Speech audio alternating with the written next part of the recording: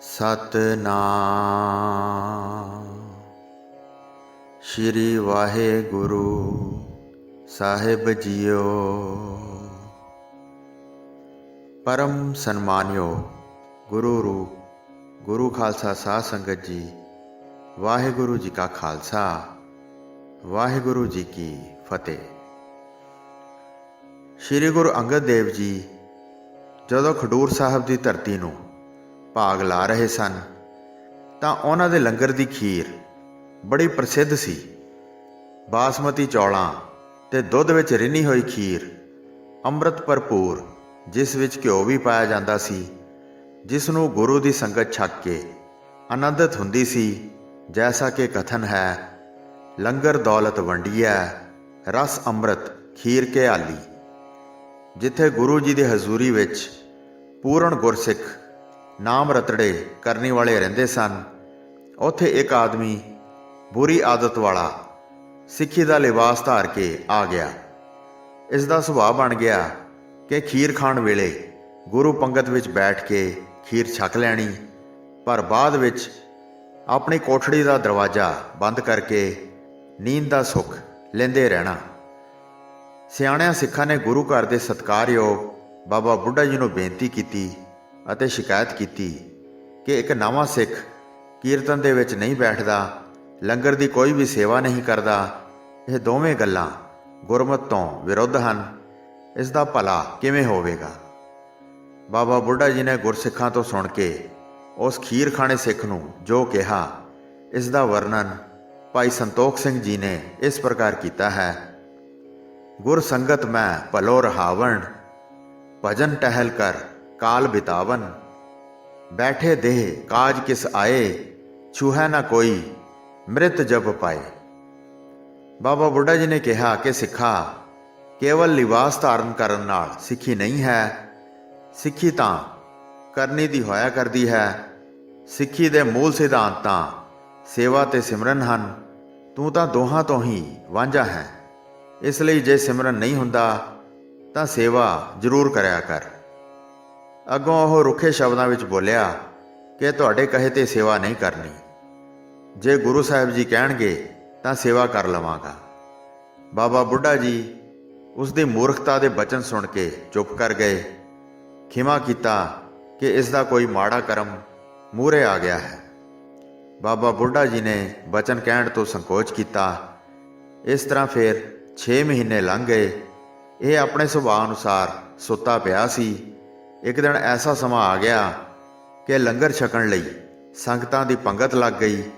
संगत विच गुरु जी का आसन कुदरती उस थां ते लगा दिता जिस दे सामने वाली कोठड़ी विच खीर खाना सिख सुता पिया सी।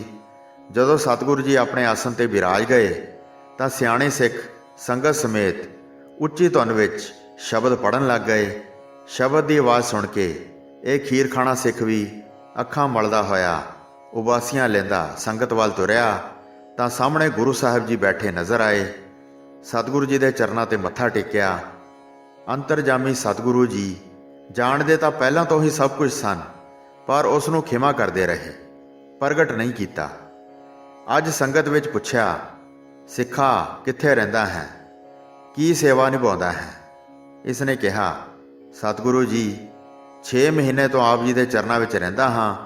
मैनू सिखा ने कहा सी सेवा करया कर, पर मैं तुहाडा आग्याकारी सिख हाँ, सिखां दा नहीं। इसलिए उन्हां दे कहे ते कुछ नहीं किया।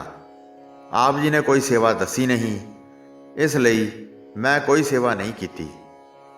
फिर सतगुरु महाराज जी ने कहा कि सिखा तैनूं हुण सेवा की दसां, जदों मैं सेवा दसी सी उदों तां तैं कीती नहीं सी। तां सिख ने कहा कि महाराज जी यह किवें हो सकता है कि मैं इतना भुलदा होवां, आप जी ने सेवा दसी होवे ते मैं ना करां।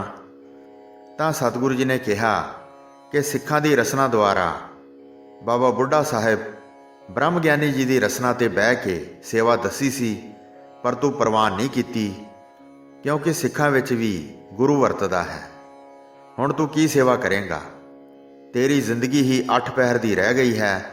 सतगुरु जी ने कहा, सिखा जो भी मेरे कोल आउंदा है मैं उसका भला करना चाहुंदा हाँ, ਪਰ ਜਦੋਂ ਸਿੱਖ ਹੀ ਭਲਾ ਨਾ ਕਰਾਉਣਾ ਚਾਹੁੰਦਾ ਹੋਵੇ ਤਾਂ ਗੁਰੂ ਕੀ ਕਰ ਸਕਦਾ ਹੈ। ਫਿਰ ਗੁਰੂ ਜੀ ਦੇ ਚਰਨ ਫੜ ਕੇ ਕਹਿਣ ਲੱਗਾ, ਮਹਾਰਾਜ ਜੀ ਮੇਰੇ ਤੇ ਦਇਆ ਕਰੋ।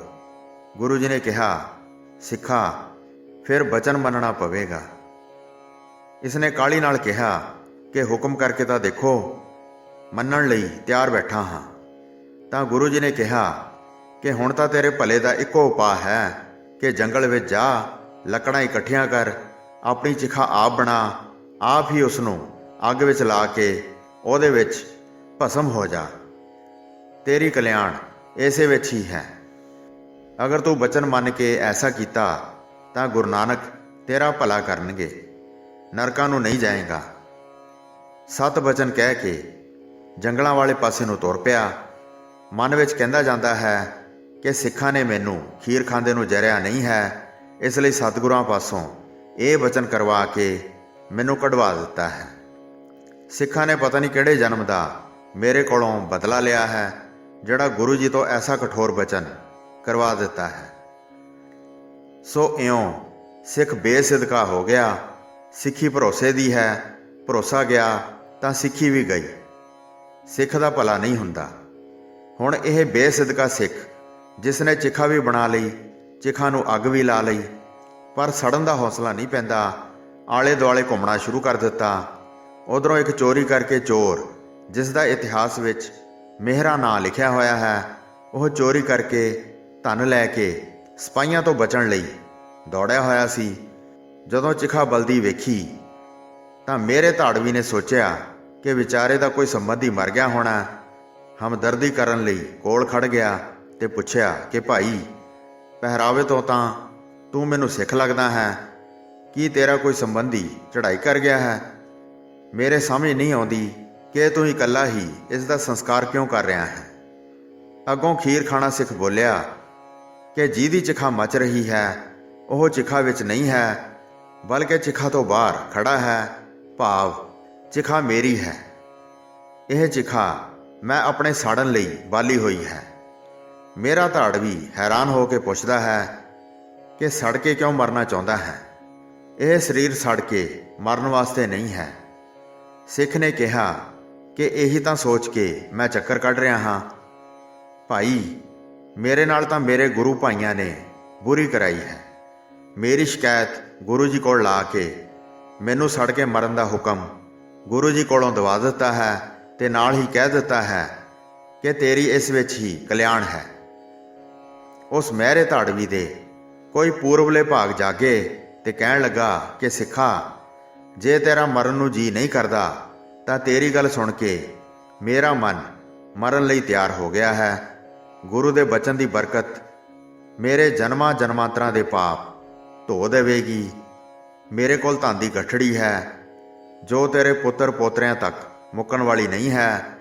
ਤੂੰ ਖਡੂਰ ਸਾਹਿਬ ਵੱਲ ਨੂੰ ਮੂੰਹ ਕਰਕੇ ਅਰਦਾਸ ਕਰਕੇ ਕਹਿ ਕਿ ਜਿਹੜਾ ਵਚਨ ਗੁਰੂ ਜੀ ਨੇ ਤੈਨੂੰ ਦਿੱਤਾ ਸੀ ਉਹਦੇ ਲਈ ਕਹਿ ਦੇ ਕਿ ਉਸ ਦਾ ਫਲ ਮੇਰੇ ਧਾੜਵੀ ਨੂੰ ਮਿਲੇ। ਸਿੱਖ ਨੇ ਲਾਲਚ ਵਿੱਚ ਆ ਕੇ ਧਨ ਦੇ ਬਦਲੇ ਗੁਰੂ ਦਾ ਬਚਨ ਵੇਚ ਦਿੱਤਾ।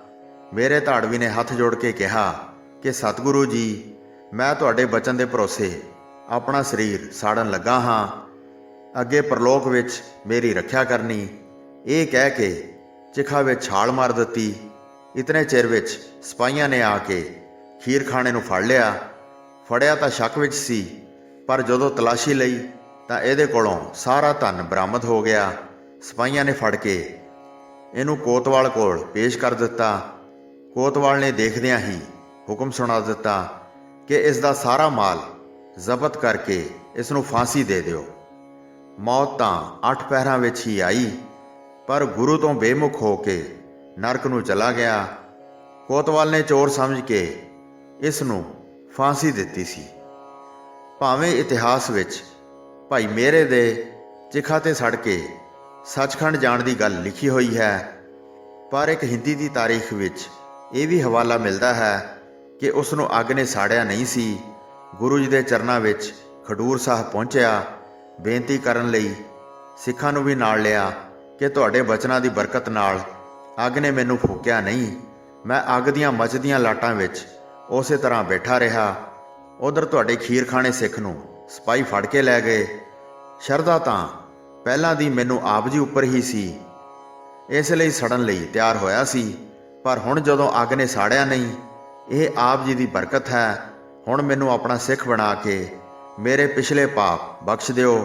ਤਾਂ ਸਤਿਗੁਰੂ ਜੀ ਨੇ ਕਿਹਾ ਕਿ ਸਿੱਖ ਬਣਨ ਤੋਂ ਪਹਿਲਾਂ ਇਹ ਜ਼ਰੂਰੀ ਹੈ ਕਿ ਲੋਕਾਂ ਦਾ ਲੁੱਟਿਆ ਧਨ ਪਦਾਰਥ ਵਾਪਸ ਕਰਕੇ ਆ। ਅੱਗੇ ਵਾਸਤੇ ਧਰਮ ਦੀ ਕਿਰਤ ਦਾ ਪ੍ਰਣ ਕਰ। ਸਭ ਦੀਆਂ ਮੱਝਾਂ, ਗਾਵਾਂ, ਪਸ਼ੂ ਆਦਿ ਵਾਪਸ ਕਰਕੇ ਆ। ਮੇਰਾ ਧਾੜ ਵੀ ਸਭ ਕੁਝ ਵਾਪਸ ਕਰਕੇ ਸਦਾ ਵਾਸਤੇ ਚੋਰੀ ਛੱਡਣ ਦਾ ਪ੍ਰਣ ਕਰਕੇ ਪੂਰਨ ਸਿੱਖ ਬਣ ਗਿਆ। ਇਹ ਜੀਵਨ ਮੁਕਤੀ ਪਾ ਕੇ ਜੰਮਣ ਮਰਨ ਤੋਂ ਰਹਿਤ ਹੋਇਆ। ਇਉਂ ਪਰਮਾਤਮਾ ਦੇ ਹੁਕਮ ਵਿੱਚ ਜਾਂ ਗੁਰੂ ਦੇ ਹੁਕਮ ਵਿੱਚ ਨੀਚ ਚੋਰ ਉੱਤਮ ਬਣ ਗਿਆ, ਤੇ ਨਾ ਹੁਕਮ ਮੰਨਣ ਕਰਕੇ ਖੀਰ ਖਾਣਾ ਸਿੱਖ ਅਧੋਗਤੀ ਨੂੰ ਪ੍ਰਾਪਤ ਹੋ ਗਿਆ। ਹੋਈਆਂ ਭੁੱਲਾਂ ਚੁੱਕਾਂ ਦੀ ਖਿਮਾ ਬਖਸ਼ਣੀ ਜੀ। ਦਾਸ ਨੂੰ ਆਗਿਆ ਦਿਓ। ਵਾਹਿਗੁਰੂ ਜੀ ਕਾ ਖਾਲਸਾ, ਵਾਹਿਗੁਰੂ ਜੀ ਕੀ ਫਤਿਹ।